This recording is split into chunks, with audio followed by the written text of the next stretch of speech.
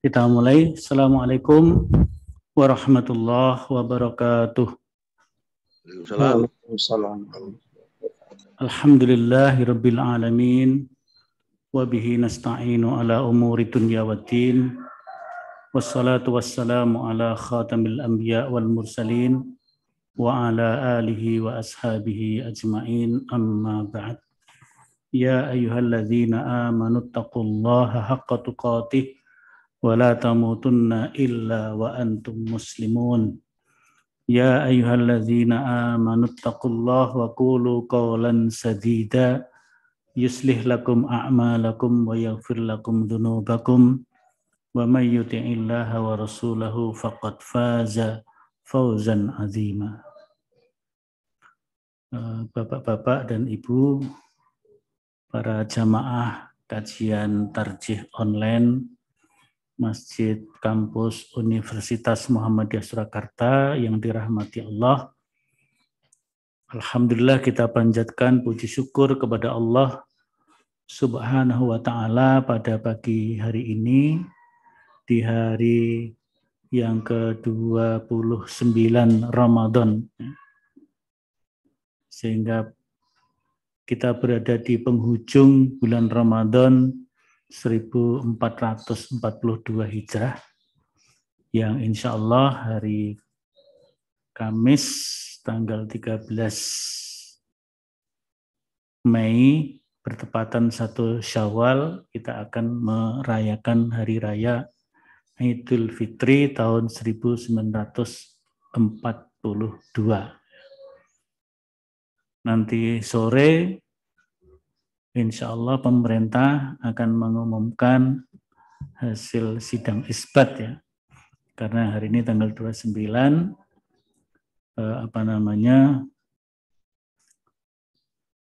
biasanya tanggal 29 itu dilaksanakan Ru'yatul Hilal di beberapa titik di seluruh Indonesia, mulai Indonesia bagian barat sampai Indonesia bagian timur. Kalau menurut data-data yang merupakan hasil hisab, ya, tidak hanya hisab dari Muhammadiyah, tapi hisab dari beberapa almanak, ya. Baik itu juga almanak Menara Kudus, almanak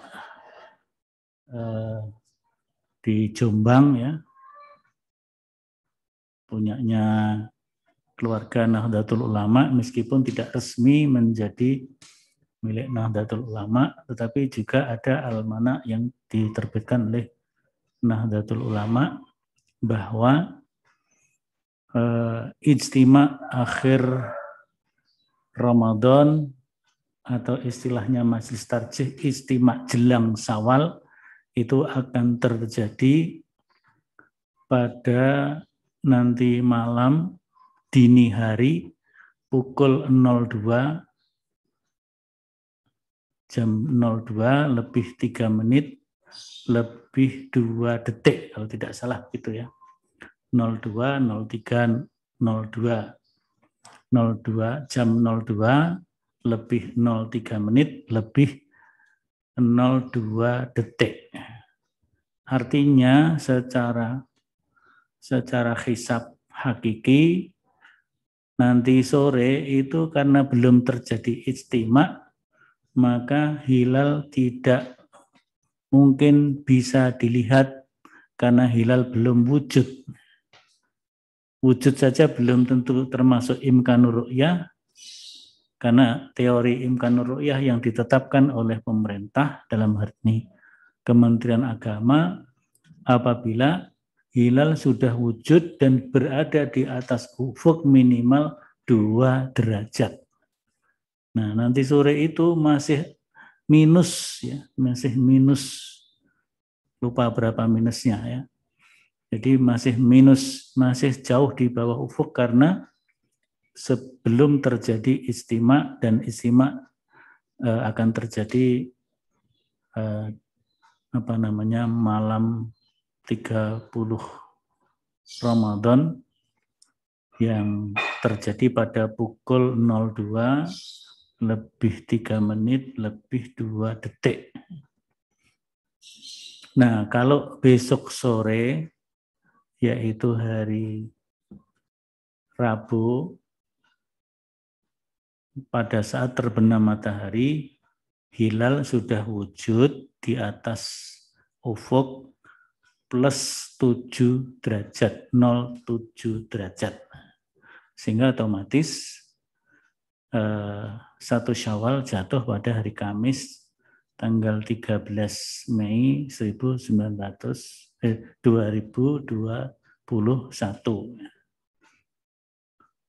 Nah, kalau ada berita-berita yang kemungkinan akan ditetapkan oleh pemerintah hari raya pada tanggal 12 Mei, yaitu hari Rabu besok, itu berarti kalau itu memang betul-betul akan dilaksanakan, diumumkan, hasil isbatnya begitu, ya, berarti Kementerian Agama telah menyelisih teorinya sendiri, dan itu tidak mungkin. Mestinya tidak mungkin. Jadi mungkin berita itu hanya berita hoax, ya. Berita hoax. Di mana tadi di WA ada berita seperti itu. Ada kemungkinan pemerintah akan menetapkan Idul Fitri 1 Syawal jatuh pada tanggal 12 Mei. Nah, itu kan ditulis oleh seorang pembuat berita yang mungkin seorang wartawan, bisa jadi tidak mengerti ilmu falak. Jadi hanya perkiraan-perkiraan, ya. Nah, nggak ngerti ilmu falak, dia mengira-ngira sendiri, kemudian dia buat berita. Ya. Harusnya itu harus dikonfirmasi kepada mereka yang ahli ilmu falak atau ilmu hisab atau ilmu astronomi. Ya, jadi Idul Fitri insya Allah jatuhnya hari Kamis bertepatan dengan tanggal 13 Mei. Bertepatan dengan tanggal 13 Mei. Nah, maka kita perlu persiapkan. Sebenarnya kajian tentang tuntunan Idul Fitri sudah kita lakukan, maka pada pagi ini sifatnya pendalaman saja. Sifatnya adalah pendalaman. Kalau kita lihat di buku tuntunan, ya, jadi tuntunan Idul Fitri ini merupakan hasil keputusan Muktamar Tarjih tahun berapa ya, 78 atau 81, lupa pastinya, yang dilaksanakan di Kota Garut, Jawa Barat. Ya. Jadi tentang Aidain itu diputuskan dalam Munas Tarjih atau dulu namanya masih Muktamar Tarjih yang diselenggarakan di Kota Garut. Dengan poin-poin yang pertama adalah ketika kita mengakhiri Ramadan, tepatnya malam 1 Syawal, maka di situ di dalam HPT itu disebutkan atau putusan tarjih disebutkan fa'aksir minat takbir, memperbanyak takbir di malam hari raya Id. Jadi sejak mulai terbenamnya matahari, bukan dimulai asar. Kita mendengar di kota Solo ini beberapa masjid ketika habis sholat asar sudah kita dengar takbir, itu tidak benar. Yang benar takbir dimulai selesai sholat maghrib, ya, atau sejak terbenamnya matahari. Itulah kita mulai bertakbir terus sampai nanti berakhir pada saat sholat Id dilaksanakan. Ya. Jadi menjelang sholat Id itu masih ada takbir, sehingga kita menunggu waktu sholat Id. Kalau sholat Idnya jam 6.20 menit, kurang lebih kalau di Solo, ya kira-kira jam 6.20 atau jam 6.15, lambat-lambatnya jam 6.30. Ya. Atau selambat-lambatnya banget ya jam 7 sudah terlalu panas. Ya. Jadi sebaiknya jam 6.30 lah atau jam 6.20. Jam 6 juga udah boleh. Yang terpenting sholat id itu dimulai paling awal adalah awal waktu duha. Awal waktu duha, kalau tidak salah di Solo ini awal waktu duha pukul 05.55 kalau tidak salah ya. Nanti bisa dicek atau 06.00 ya.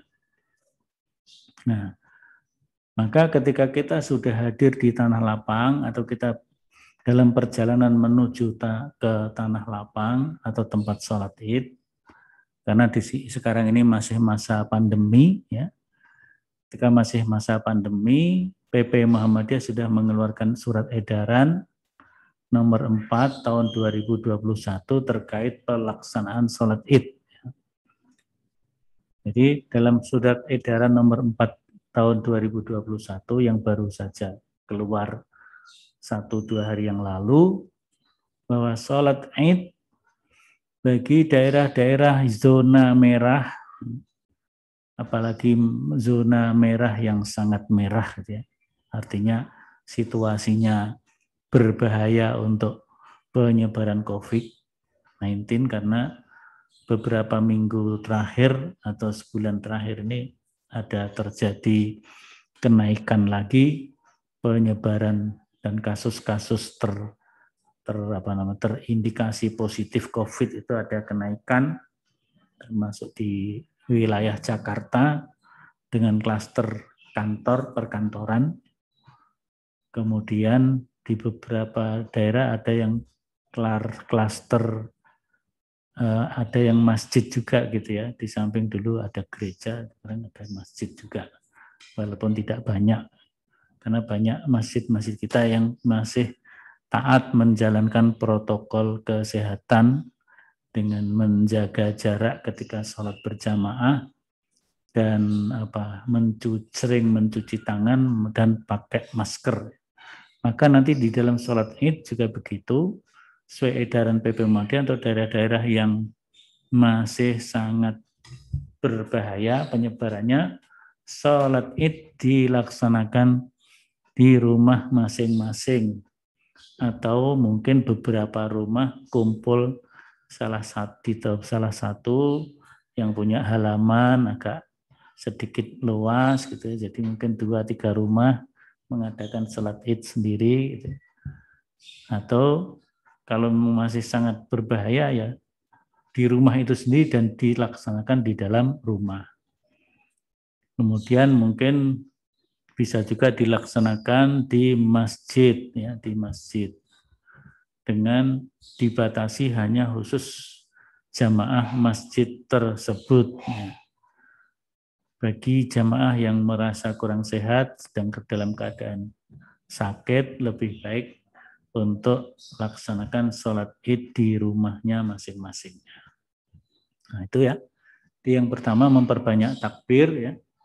Tadi batasan takbir dimulai terbenamnya matahari sampai terlaksananya sholat id ya, terlaksananya sholat id. Nah tadi sebelum sholat id dimulai, para jamaah yang hadir di lapangan atau di masjid, di tempat sholat, disunahkan untuk terus mengumandangkan takbir.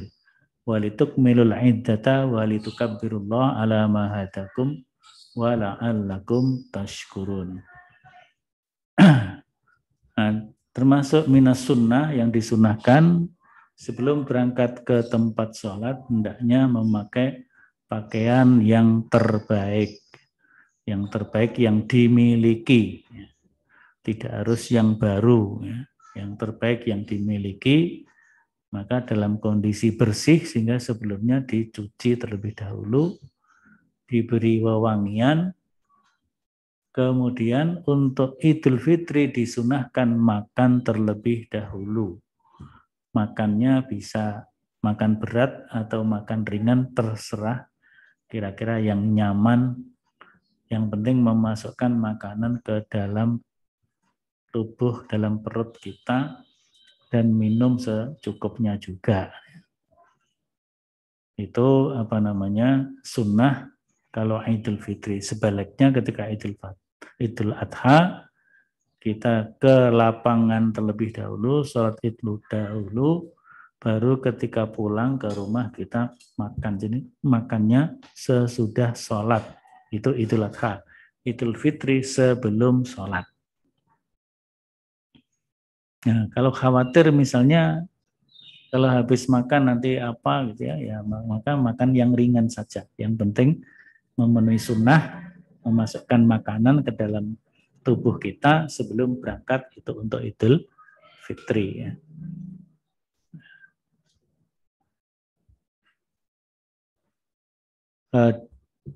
Dalam pelaksanaan sholat, seluruh jamaah kaum muslimin dan muslimat dianjurkan, disunahkan dengan sangat ya. Karena sholat id itu hukumnya sunnah muakkadah, maka amalan-amalan yang di dalamnya juga berhukum sunnah muakkadah. Nah, salah satu sunnah muakkadah yang dianjurkan adalah yaitu kaum muslimin dan muslimat dianjurkan untuk mendengarkan khutbah setelah sholat id. Jadi mendengarkan khutbah setelah sholat id. Nah, kaum wanita yang sedang haid pun juga disunahkan untuk hadir di tempat sholat, hadir di lapangan atau di masjid.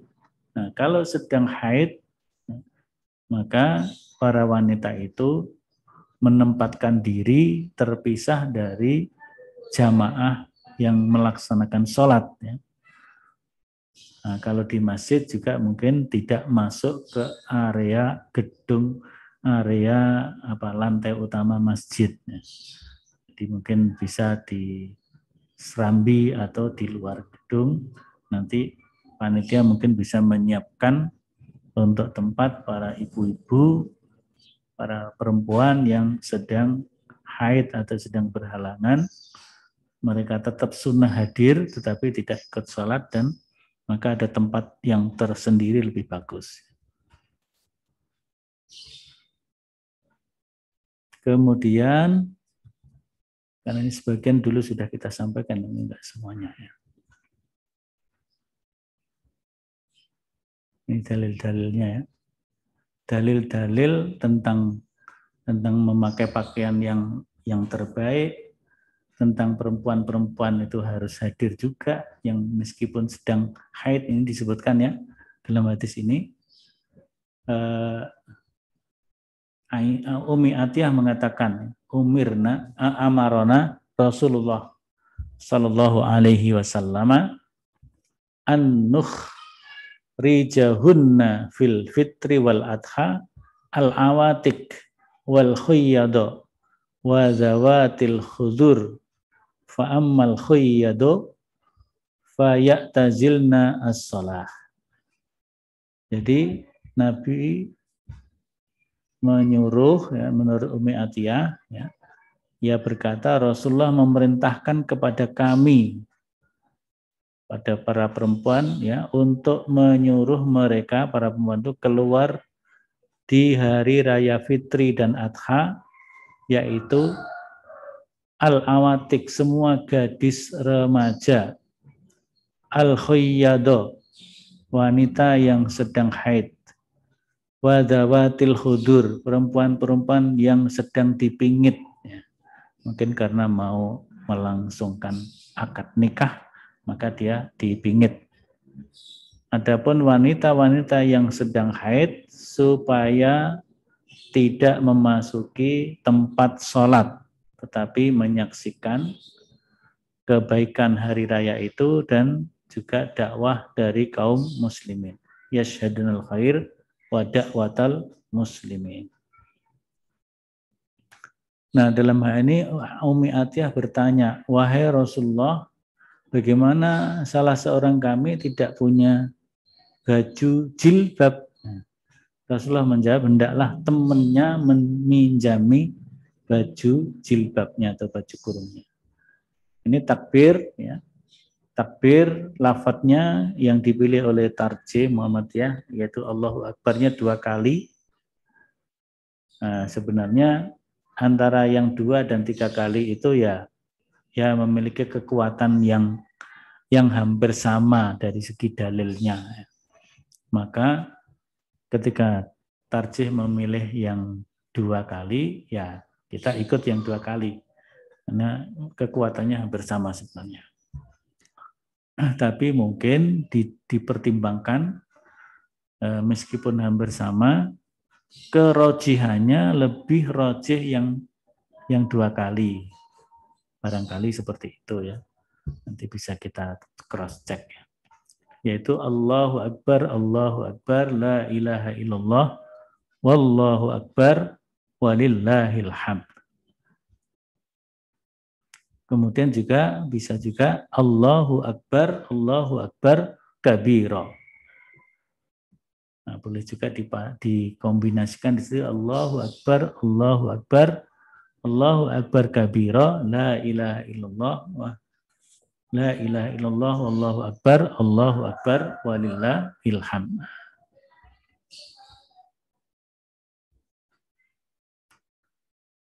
Nah, di dalam hari raya Idul Fitri juga disunahkan atau bahkan diwajibkan bagi orang-orang yang memiliki kelebihan bahan makanan pokok atau memiliki kelebihan harta, tidak hanya bahan makan pokok tapi sekarang juga kelebihan harta karena ada pandangan yang membolehkan membayar zakat fitri dengan uang tunai ya. Apalagi Syekh Yusuf Qaradawi menyatakan bahwa ini seorang ulama dunia ya, tingkat dunia.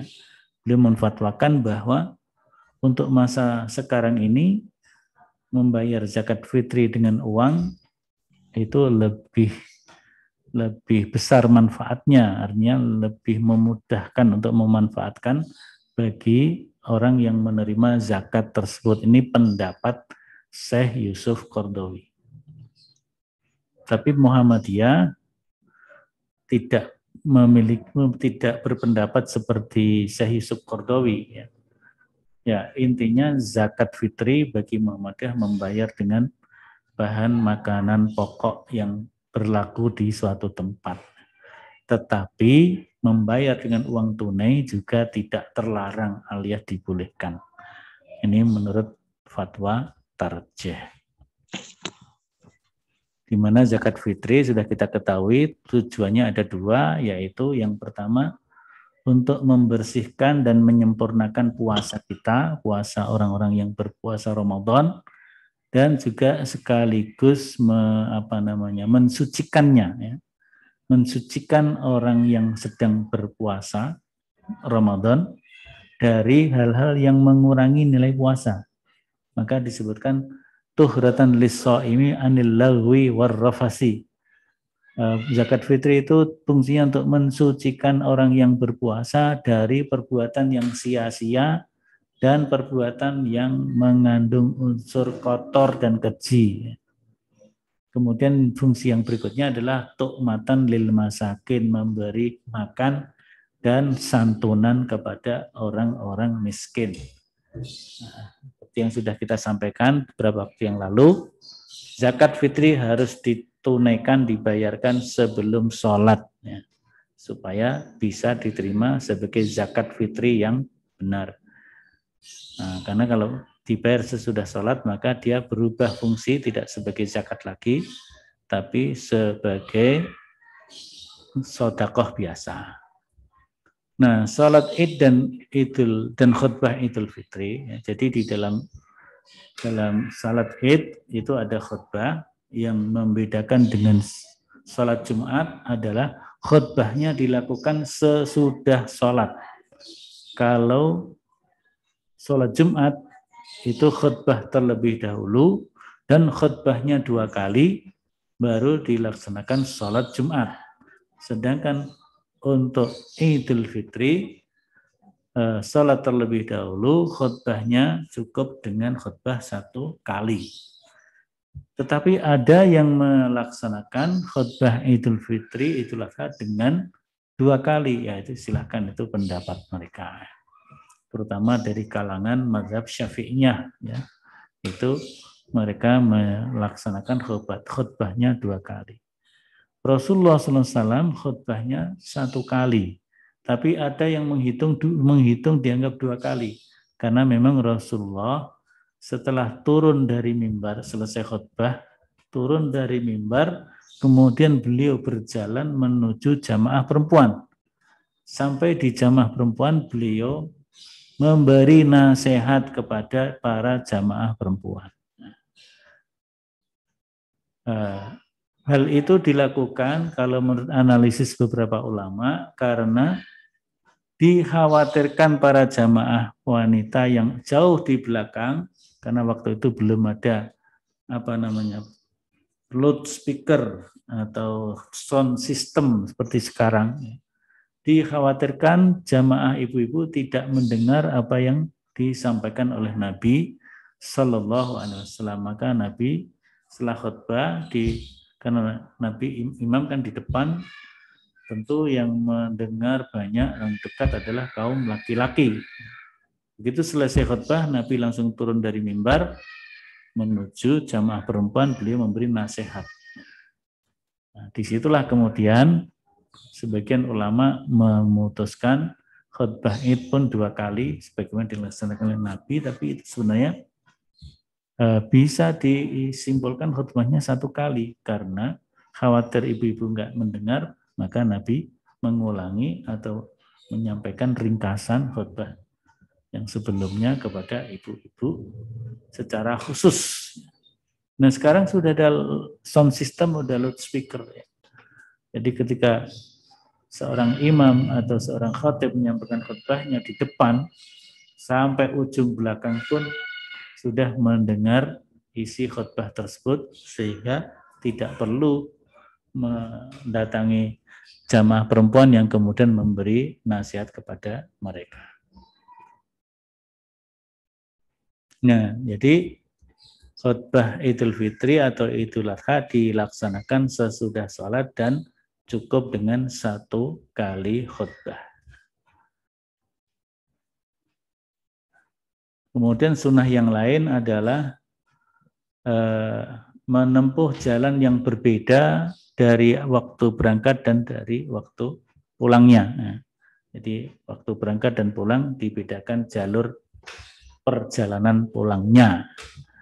Nah, itu kalau memungkinkan. Kalau jalannya hanya 1 ya apa boleh buat.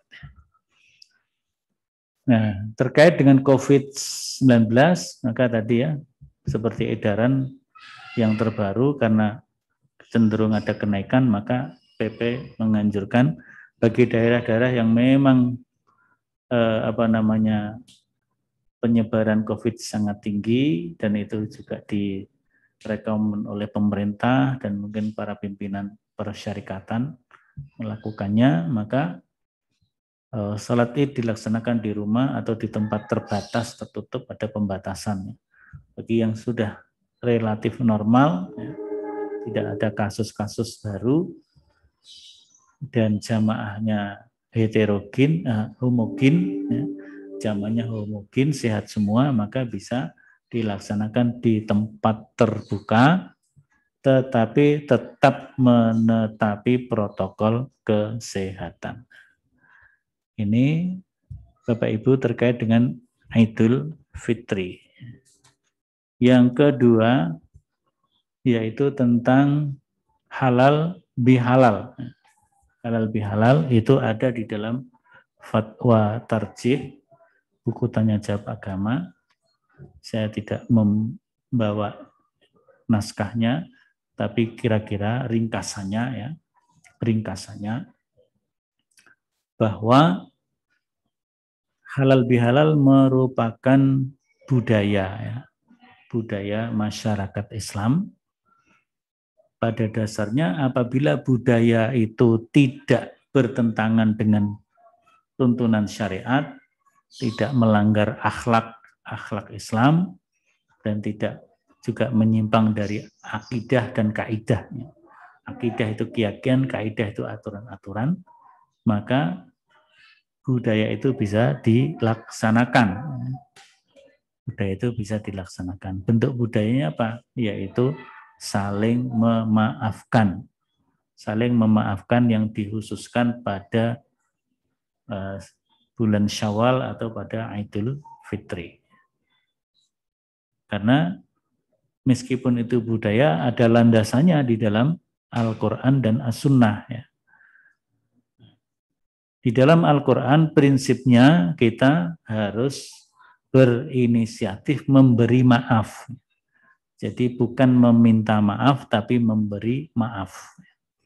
Jadi prinsipnya itu memang tangan di atas lebih baik daripada tangan di bawah. Termasuk tangan di atas itu adalah dalam masalah permaafan. Kita memberi maaf.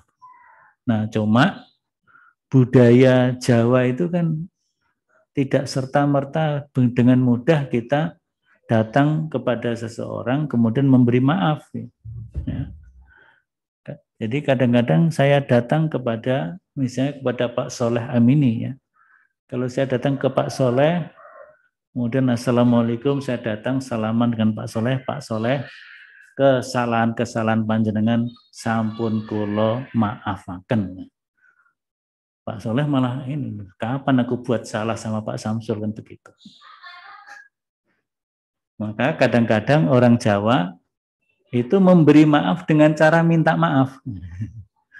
Jadi sebenarnya ingin memberi maaf, tapi kalimatnya, redaksinya, kesopanannya dengan cara meminta maaf. Jadi Pak Soleh sedaya kelapatan, kula nyuwun pangapunten.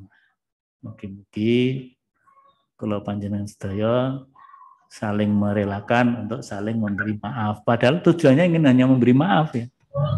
Tapi kalau kita ujuk-ujuk langsung memberi maaf itu kadang-kadang orang tersinggung. Nah ini namanya budaya ya. Nah, dari sisi budayanya ada, tapi itu kita menjalankan syariat memberi maaf. Cuma caranya dengan cara meminta maaf. Seperti orang yang kakinya dipijak itu kan, kakinya dipijak. Maaf ya, kaki saya kok dipijak. Minta maaf itu ya. Padahal itu harusnya memberi maaf ya. Yang mijak itu yang salah, gitu kan? Kita beri maaf. Nah itu al halalu bil halali, punya semangat seperti itu, maka itu tradisi budaya yang sebenarnya baik-baik saja selama tata cara pelaksanaannya tidak menyimpang dari akhlak Islam, tidak menyimpang dari syariat Islam, bahkan tidak menyimpang dari akidah Islam. Jadi halal bihalal itu tidak ada istilah khusus di dalam fikih atau syariat Islam. Ya. Jadi itu halal bihalal, bahkan orang Arab sendiri nggak ngerti. Cuma memang di dalam hadis Bukhari, Muslim itu ada. Jadi kalau seseorang memiliki kesalahan, memiliki ya terhadap saudaranya, baik itu persoalan harta, persoalan apa, ada kesalahan yang perlu meminta kehalalannya. Ini juga ada unsur permintaan maaf ya. Kalau di ayat Al-Quran memberi maaf, tapi di sini meminta maaf. Jadi kalau seseorang memiliki rasa bersalah kepada saudaranya, hendaklah segera meminta maaf atau meminta kehalalannya. Fal yatahallalhu minhul yaum. Hendaklah segera meminta kehalalan dari kesalahan tersebut al yaum, pada hari ini ketika masih di dunia, ketika masih hidup. Jadi segera meminta maaf, dan itu memang tidak khusus untuk Idul Fitri, sifatnya umum. Cuman kalau kemudian dikaitkan dengan Idul Fitri ya nggak apa-apa juga, yang penting tidak bahwa bermaafan dan minta maaf hanya dibatasi Idul Fitri saja, tidak punya pandangan seperti itu ya nggak apa-apa. Hanya untuk event saja, untuk momen yang mungkin sangat bagus ya, karena di hari itu adalah hari di mana kita semuanya berlonggar hati untuk saling meminta dan memberi maaf, ya kita nggak apa-apa, kita laksanakan. Falyatahallalhu minhul al-yauma. Kenapa begitu? Karena apabila kita tidak sempat meminta maaf kepada orang yang kita telah berbuat salah kepada mereka, apabila kita wafat, kita mati terlebih dahulu, maka ya untuk menyelesaikan persoalan dengan orang tadi, yang pertama kata hadis itu nilai-nilai kebaikan dan pahala-pahala kita akan dikurangkan untuk diberikan kepada orang yang kita anggap kita punya salah, gitu ya. Jadi Allah akan mengambil pahala kita, kesalahan kita kebaikan kita diberikan kepada orang yang kita salahi tadi, ya. Nah itu kalau kita punya kebaikan, kita punya sisa-sisa kebaikan. Kalau kita nggak punya kebaikan sama sekali, kebaikan kita sudah habis, ya. Karena dengan kesalahan kita, ya. Maka dalam hadis itu dikatakan bahwa kesalahan orang-orang yang kita kesalahan orang, keburukan orang yang kita berbuat salah kepada mereka, itu akan diambil kesalahannya, diberikan kepada kita. Jadi kita menjadi banyak dosa, gitu. Nah itu apabila kita tidak segera meminta maaf ketika masih diberi kesempatan hidup di dunia ini. Itu kemudian kalau dari teman-teman kita Nahdlatul Ulama misalnya, ya, hadis seperti itu dijadikan dalil karena ada kata-kata fal yatahallal. Hadis itu dijadikan dalil untuk adanya halal bihalal karena ada kata fal yatahallal, segera minta kehalalannya. Nanti bisa dicek hadisnya itu Sahih Bukhari, ya. Hadisnya Sahih Bukhari. Jadi itu tentang tradisi atau kebiasaan halal bihalal. Kita di kampus kita, keluarga besar UMS juga begitu kan. Kita selenggarakan halal bihalal, ya. Syawalan atau halal bihalal, ya. Kita bertemu, bersilaturahim, saling memaafkan, ya, di hari yang fitri itu, ya. Nah, untuk beberapa tahun terakhir ini, mungkin 2 tahun terakhir ini, halal bihalal akan diselenggarakan secara daring, ya. Karena masih menghindari terjadinya kerumunan yang banyak. Kalau UMS itu keluarga besarnya mengadakan halal bihalal, sekarang udah nggak cukup auditorium, dulu cukup. Maka sekarang kalau mau diselenggarakan adanya di edutorium. Tapi karena belum boleh mengumpulkan banyak orang, maka masih diselenggarakan secara daring. Nah mungkin nanti kalau sudah normal dan sudah memungkinkan, akan ada halal bihalal akbar keluarga besar UMS di gedung edutorium yang ada di belakang saya.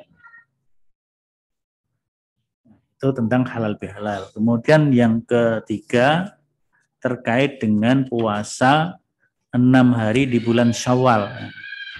Ini sekaligus untuk menambah dan melengkapi nilai-nilai kebaikan yang ada di dalam bulan Ramadan ketika kita sudah meninggalkan bulan Ramadan. Nah, ini sudah ada di dalam putusan tarjih juga. Ini adalah putusan tarjih yang diselenggarakan pada saat Monas Tarjih di Yogyakarta tahun 2000 berapa ya? Mungkin 2016 atau 2014 atau berapa ya? Lupa ya. Jadi di sana dijelaskan salah satu puasa sunnah, mulai dari yang pertama adalah Senin Kamis, yang pertama Arafah dulu, kemudian Asyura, ada Senin Kamis, ada puasa Daud, ada puasa ayyamul bid, dan seterusnya. Kemudian yang berikutnya adalah puasa 6 hari di bulan Syawal. Yang kita bahas hari ini 6 hari di bulan Syawal. Disebutkan memang 6 hari di bulan Syawal, bukan puasa Syawal 2 sampai 7 Syawal, tidak. Kalau dulu masyarakat Islam Jawa itu menyelenggarakan puasa Syawal itu, poso Syawal itu mulai tanggal 2 berturut-turut selesai tanggal 7. Sehingga nanti tanggal 8 mengadakan brokoan dengan mengadakan kupatan. Ya, kupatan. Sehingga ada yang menyebut ada riyoyo kupat atau bakdo kupat. Ya.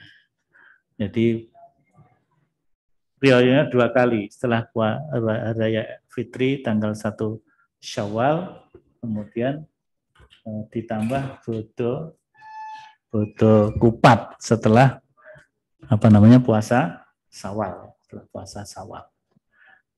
Nah, itu nggak ada tuntunannya ya, nggak ada tuntunannya, karena itu hanya budaya biasa saja. Nah, kita mensyukuri kita sudah selesai puasa 6 hari berturut-turut 2 sampai 7, monggo saja begitu, itu boleh juga ya. Nah, tapi riyo kupatnya itu jangan dianggap sebagai sebuah syariat, hanya sebagai ya tradisi budaya dalam rangka mensyukuri nikmat Allah saja, saling sedekah, memberi makanan, itu monggo ya. Yang terpenting adalah puasa 6 hari di bulan Syawal itu didasarkan kepada hadis riwayat al-jamaah illal Bukhari.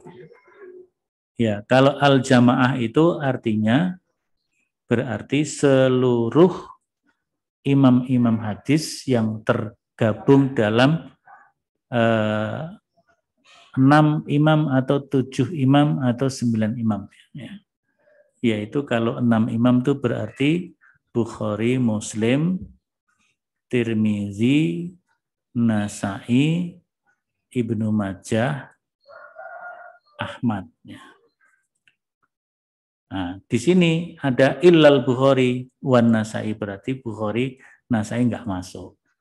Tapi bisa juga itu masuk dalam kategori kutubut tis'ah ya. Maka ada tambahan Ad-Darimi, ada tambahan Imam Malik ya, Imam Malik dan Imam Ahmad, serta siapa lagi ya? Nah, mungkin apa Tobroni atau siapa ya. Jadi di situ ada 9 imam kecuali illal Bukhari wa Muslim. Artinya hadis ini cukup kuat, hadisnya sahih meskipun tidak masuk di dalamnya ada Al-Bukhari, tetapi Muslim masuk ya, Muslimnya masuk di sini ya. Nah, disebutkan di sini An Abi Ayyub. Nah, itu ada di dalam buku HPT jilid 3 yang tebal itu ya. Jadi kalau Bapak Ibu punya buku yang ini, HPT, ini jilid 3 ya. Jilid 3, tebal ya. Di situ nanti di halaman 53 ya.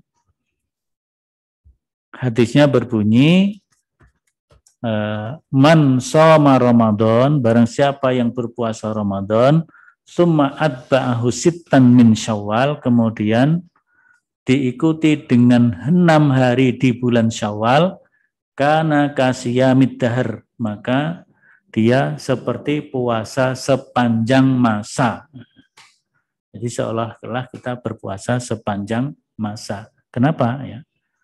Ya karena 6 hari itu ya, 6 hari dihitung 10 ya, 10 kebaikan.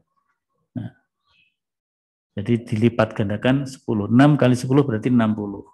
Kemudian yang 30 hari Ramadan juga dilipat gandakan 10. Jadi 300. Nah, 300 ditambah 60, 360. 360 itu hari-hari dalam 1 tahun. Nah, hari dalam 1 tahun Hijriah itu 354 atau 355. Kalau Masehi 365 atau 364 ya kalau nggak salah gitu ya. Jadi kalau kita setiap tahun puasa Ramadan diikuti 6 hari di bulan Syawal, berarti kita sudah puasa setahun penuh.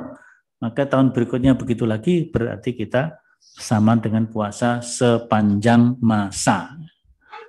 Juga hadis dari Ahmad, dari Sauban disebutkan, man soma Ramadana fasyahrun bi asyri ashur wa siyamu sittati ayyam ba'dal fitri fadzalika tamam siyamus sanah. Nah, disebutkan di situ ya.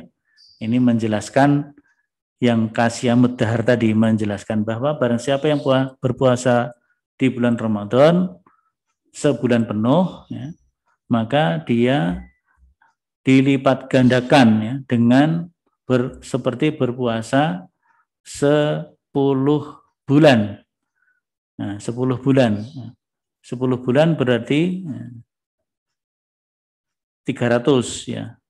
300 hari ya. Atau 300 ya. Dari apa namanya? Dari 1 bulan dikalikan 10 menjadi 300 hari. Nah, kemudian diikuti dengan 6 hari di bulan Syawal, 6 harinya pun dilibatkan menjadi 10, maka menjadi sempurnalah 360 hari, dan itu adalah hari-hari dalam 1 tahun, genap dalam 1 tahun. Jadi itu menjelaskan kasiyamid dahar ya, kasiyamid dahar. Jadi puasa 6 hari di bulan Syawal, kita mau pakai berturut-turut boleh. Misalnya supaya apa ya, mungkin ingin segera sempurna puasa kita ya, maka kita berpuasa selesai tanggal 30 Ramadan, 1 Syawal kita tidak puasa karena itu diharamkan berpuasa, tanggal 2, 3, 4, 5, 6, 7 boleh berturut-turut sehingga selesai di tanggal 7. Tetapi boleh juga kita berselang-seling ya. Yang penting masih berada di bulan Syawal dan genap 6 hari itu bolehkan. Nah, kemudian ada beberapa persoalan. Kalau kita punya hutang puasa Ramadan, bagaimana? Kita selesaikan hutangnya terlebih dahulu atau kita puasa Syawal dulu.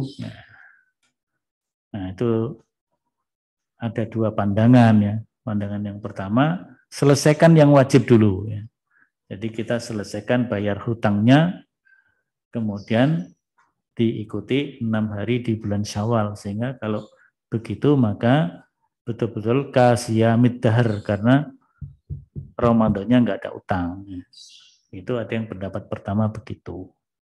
Pendapat yang kedua, boleh saja Syawal dulu diselesaikan, baru nyaur utangnya belakangan. Karena kalau Syawal itu hanya terbatas di bulan Syawal saja. Jadi 6 hari itu harus selesai betul di bulan Syawal. Nah, sedangkan nyaur hutang puasa itu bisa di hari-hari dan bulan-bulan yang lainnya. Jadi tidak harus. Tapi monggo, misalnya hutangnya cuma sedikit, hutangnya cuma 3 hari, cuma 1 minggu, maka bayar hutang dulu lebih bagus, kemudian 6 hari di bulan Syawal. Tapi kalau hutangnya ada 15 hari, entah karena apa, ya, apalagi nanti bagi ibu-ibu, ya, nanti bisa jadi tidak cukup 6 hari, ya, karena harus nyaur 15 hari dulu, nanti ada lampu merah, haid ya, berapa hari, seminggu atau berapa, maka habis, nggak cukup untuk nyaur, untuk menyelenggarakan puasa 6 hari di bulan Syawal. Maka pendapat yang kedua, boleh kita selesaikan 6 hari di bulan Syawal dulu, atau mungkin membayar sebagian hutangnya dulu. Ya. Misalnya hutangnya 15, kita bayar 3 atau 4 dulu. Habis itu kita laksanakan puasa 6 hari di bulan Syawal. Nanti setelah itu kita lanjutkan bayar hutangnya, syukur bisa segera diselesaikan. Saya kira begitu Bapak Ibu yang dapat kami sampaikan di dalam kesempatan ini berkaitan dengan Idul Fitri, dengan halal bihalal, dan puasa sunnah 6 hari di bulan Syawal. Saya lihat di chat dulu. Oh, suara tidak jelas ya tadi ya. Suara nggak bisa didengar dengan jelas. Oh ya. Nanti saya cek kenapa sebabnya. Jelas ya. Jelas ya. Oh jelas ya. Iya. Tapi ada tempat tertentu yang nggak jelas. Ada pertanyaan, sampai kapan ya ru'yat itu bisa diakhiri? Ilmu astronomi sudah menemukan sistem edar benda-benda langit, tetapi akhirnya bisa ditemukan yang bersifat tetap dan akhirnya bisa ditemukan perhitungan untuk menentukan kapan dan di mana gerhana bulan dan matahari, bahkan waktu sampai hitungan detik bisa seakurat itu. Nah, ketika dihisab di tanggal 29 karena masih minus, pasti tak terlihat kok yo harus ada ru'yatnya. Ya itu apa namanya? Yang pertama ada alasan-alasan ya. Alasan syar'inya gitu ya. Alasan syar'inya mereka karena hadis Nabi, puasa karena lihat bulan, buka juga karena lihat bulan. Maka seremoninya melihat kan begitu, ru'yat. Tapi kan ayat-ayat Al-Quran lebih banyak bicara hisab ya. Kemudian juga hadis-hadis Nabi mengisyaratkan juga menganjurkan untuk hisab juga dalam batas tertentu ya. Jadi fa'in rumma alaikum fakdurulah, perkirakan. Perkirakan itu berarti hitunglah. Kemudian juga apa namanya ayat-ayat Al-Quran ya, asyamsu wal qamaru bi husban, bahwa matahari dan bulan itu beredar dan bisa diperhitungkan bi husban dengan perhitungannya. Kemudian juga apa namanya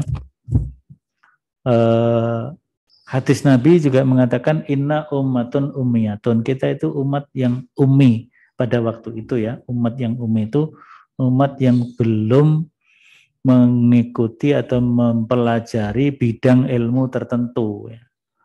Jadi ummi itu bukan bodoh sama sekali, tapi belum terpelajar dalam bidang ilmu tertentu. Sehingga Nabi mengatakan, la naktubu wa la nahsubu. Kita belum terampil untuk mencatat dan menghitung. Ya.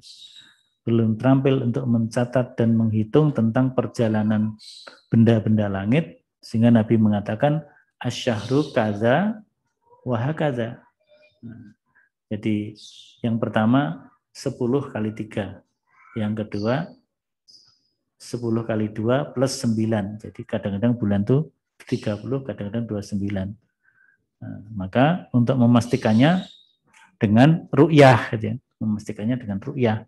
Karena masih ummi, masih belum terpelajar dalam bidang tertentu, ya dalam ini bidang astronomi.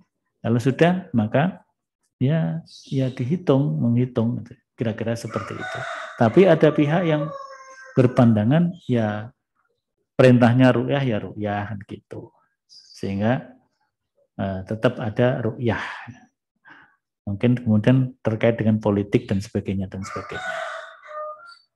Kemudian berikutnya,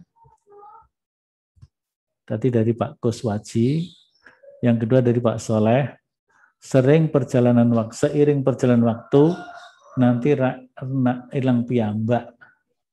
Oh, ini menjawab komentarnya Pak Kuswaji. Mohon maaf atas segala salah khilaf. Oh, ini Bu Partini. Sekedar menyebut raya, kupat boleh tidak? Sekedar menyebut hari raya Kupat boleh apa tidak? Karena ada saudara kita yang mengharamkan, alasannya hari raya hanya 2. Ya kan, kalau hanya menyebut saja dan itu tidak dianggap sebagai syariat, ya, tidak dianggap sebagai syariat, kan kita juga ada sebutan misalnya hari besar ya, hari besar Islam lagi ya, Nuzulul Quran, Maulid Nabi, Isra Mi'raj apalagi.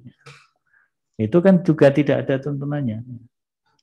Sehingga kalau kita hanya menyebut itu kita jadikan sebagai hari libur atau apa, ya enggak apa-apa. Yang penting tidak ada ritual-ritual tertentu yang seolah-olah itu mengandung sebagai sebuah syariat ya. Karena kalau itu dianggap syariat maka itu menjadi bid'ah gitu ya. Jadi kalau sekedar menyebut saja ini butuh kupat, gawe kupat terus makan kupat, nah, dan tidak dianggap sebagai syariat, ya. Sebagai sedekah biasa kita memberi makan pada saudara-saudara kita, insya Allah tidak mengapa. Jadi tidak mudahlah mengharamkan atau membid'ahkan. Ya. Berikutnya mohon izin bertanya. Ada hadis bersalaman menggugurkan dosa, apakah boleh disiasati dengan menggunakan sarung tangan tetapi bersalaman secara normal, bukan adu jotos seperti salaman antara kita sekarang ini. Terima kasih atas jawabannya. Ya, itu kan apa namanya, sebenarnya salam gojek-gajek gitu ya. Salaman, mau salaman benar, mungkin khawatir apa terjadi penyebaran COVID, tapi kalau gini apa ya nggak terjadi penyebaran juga kan. Ya, mungkin sini sentuhannya sedikit ya. Ya itu sebagai salam keakraban juga nggak apa-apa juga. Jadi yang penting apa namanya fungsinya. Tapi kalau nanti berjabat tangan seperti biasa itu lebih bagus. Dengan catatan memang tidak menjadikan klaster penyebaran COVID baru. Ya. Kemudian Hani Puji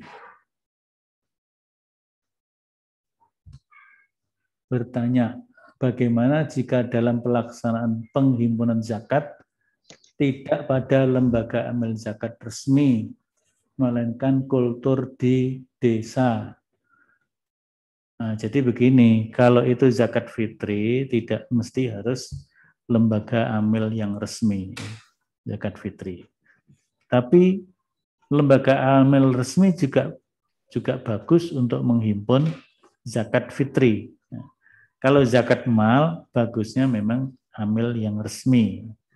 Atau paling tidak adalah masjid. Jadi di masjid itu ada bidang tertentu, bidang perzakatan yang dia dikelola dengan baik, dimanage dengan baik. Meskipun mungkin belum resmi, artinya belum ada izin dari pemerintah misalnya, tapi untuk keperluan yang mendesak, penghimpunan zakat mal di daerah tertentu yang masih susah untuk menyentuh lembaga amil yang resmi, nah disepakati bersama, kemudian dimanage dengan baik, insya Allah baik-baik saja.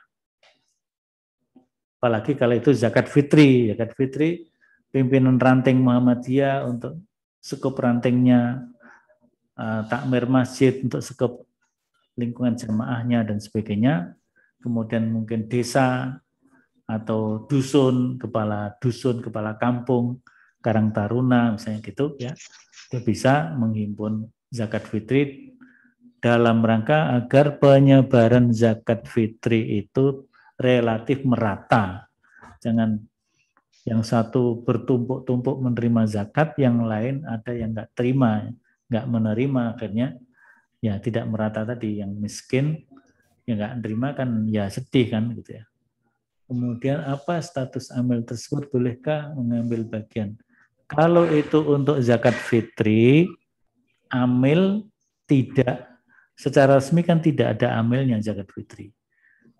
Sehingga amil tidak mendapat bagian. Tapi kalau zakatul mal, maka amil 4 bagian. Tapi di sini adalah amil dalam arti pegawai yang ditugaskan secara khusus untuk mengelola zakat, memanage zakat dengan baik, menghimpunnya, mengklasifikasinya, kemudian membagikan sesuai dengan klaster-klaster tertentu, asnaf-asnaf tertentu, sehingga itu menjadi tertib. Dan pegawai yang bertugas ini dia konsen di situ, tidak ada kerjaan lain, kerjanya di situ, maka dia sebagai amil seperti itu berhak menerima bagian dari zakat mal yang dikelolanya.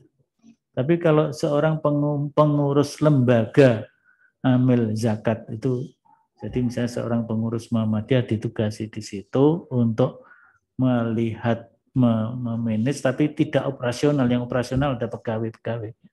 Dia hanya melihat, mengontrol, dia sendiri tidak bekerja secara khusus di situ, dia sebenarnya punya pekerjaan yang lain, punya penghasilan yang lain, bahkan penghasilannya besar dan sudah berhak membayar zakat, maka ya dia tidak menjadi amil dalam arti wal amilina alaih tadi. Wal amilin itu orang yang betul-betul bekerja khusus memanage secara operasional dalam menghimpun, mengklasifikasi, mengorganisir sampai membagikan, mendistribusikan zakat sesuai porsinya. Nah, itu, dan orang itu konsen di situ kerjanya, maka dia mendapatkan bagian. Saya meninggalkan puasa karena punya bayi. Ini yang meninggalkan puasa ini Pak Zainal atau ibunya bayi. Jadi yang berpendapat bayar utang dengan fidyah, tapi ada juga bayar utang dengan puasa juga fidyah, itu bagaimana? Jadi kita mengambil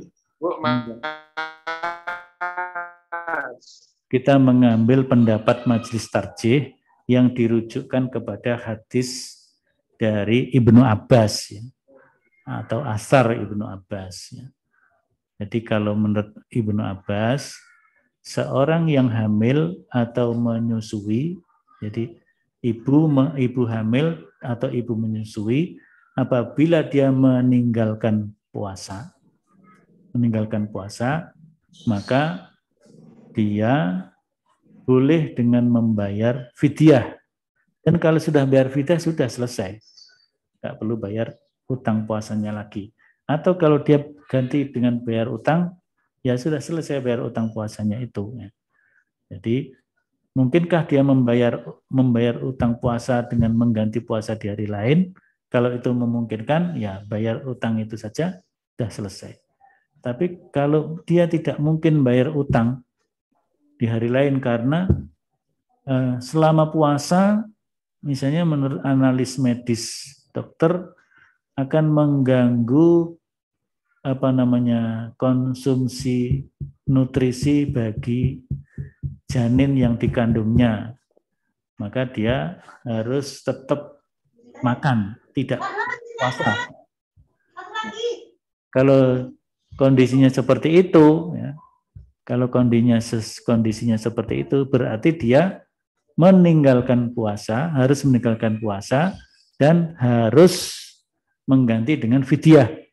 Cukup fidyah saja sudah selesai. Ya. Cukup bayar fidyah saja sudah selesai.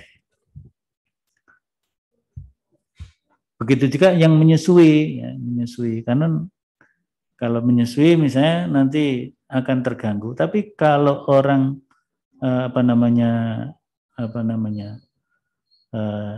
ibu ini berpuasa dan tidak mengganggu produktivitas susunya untuk bayi yang disusuinya, maka boleh dia tetap berpuasa. Atau mungkin sekali-sekali supaya kestabilan produksi ASI-nya, mungkin 1-2 hari dia tidak berpuasa, maka diganti dengan puasa di hari lain. Tapi kalau puasanya ini mengganggu produktivitas sehingga dia harus tidak berpuasa, dan otomatis karena masa menyusui itu 2 tahun, sehingga berarti dia tidak bisa mengganti di hari lain, maka dia cukup bayar fidyah. bayar fidyah. Wallahu a'lam bishawab, seperti itu. Kalau menurut pendapat tarjih salah satu saja. Kemudian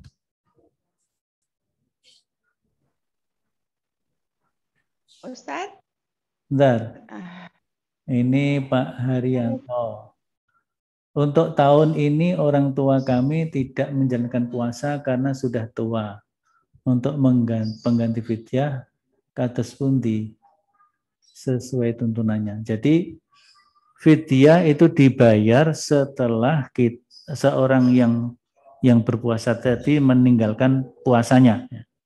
Jadi misalnya seorang sudah berumur 90 tahun tidak kuat puasa, meskipun tahu pokoknya sebulan ke depan enggak poso, enggak bisa puasa, maka sebelum Ramadan sudah dihitung sehari 6 on, ya, sehari 6 on misalnya selama 30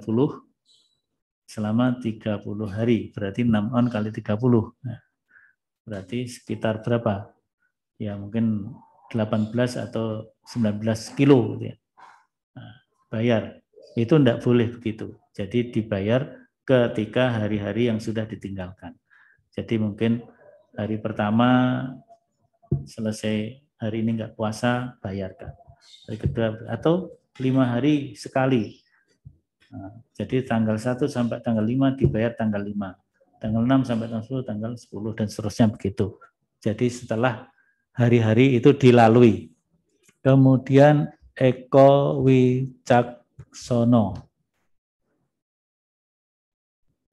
Apabila pembagian zakat sudah merata, apakah boleh zakat diberikan kepada non-muslim? Ya, memang zakat itu dikhususkan fuqara masakin untuk zakat fitri ya, zakat fitri untuk fuqara masakin. Zakat mal juga ada fuqara masakinnya, di samping ada yang lain-lainnya. Nah, kalau komunitas muslim sudah mencukupi, boleh enggak diberikan kepada non-muslim? Pada dasarnya boleh ya. Jadi prioritas kepada muslim, tapi non-muslim boleh diberi. Seperti itu juga daging kurban non-muslim juga boleh diberi. Itu dalam rangka dakwah juga. Ya. Jadi non-muslim boleh diberi, tetapi apabila yang muslim sudah tercukupi. Utang orang tua 90 tahun tidak kerja, kita tanggung hidupnya, apakah kita harus bayar fidyah? Ya, yang menanggung itu yang membayar fidyahnya. Ya. Jadi kalau orang tua atau saudara, keluarga sudah sepuh, tidak kuat puasa, tidak punya kerja, tidak punya ini, dan ditanggung hidupnya oleh saudara-saudaranya, maka saudaranya itu sekaligus juga menanggung fidyahnya. Fidyah apakah harga menurut sehari bisa lebih dari 6 ons?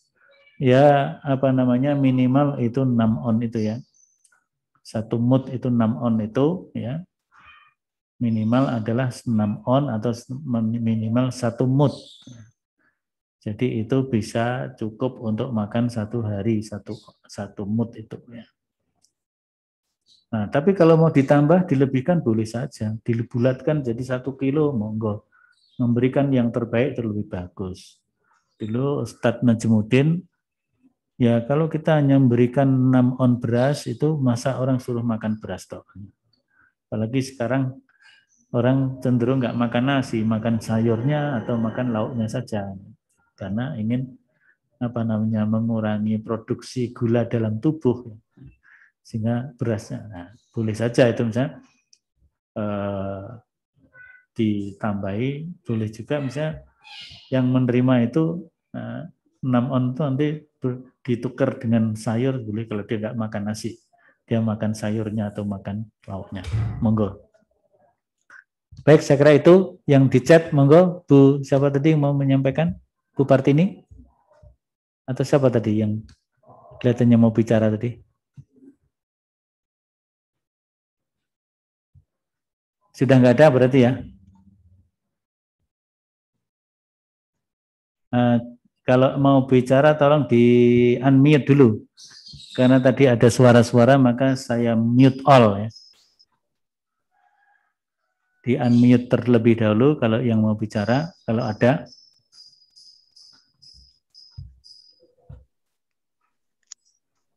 Kelihatannya sudah tidak ada ya.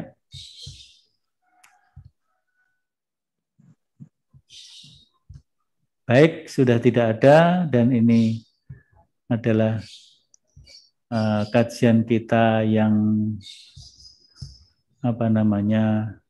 terakhir di bulan Ramadan. Mungkin Selasa depan kita liburkan terlebih dahulu.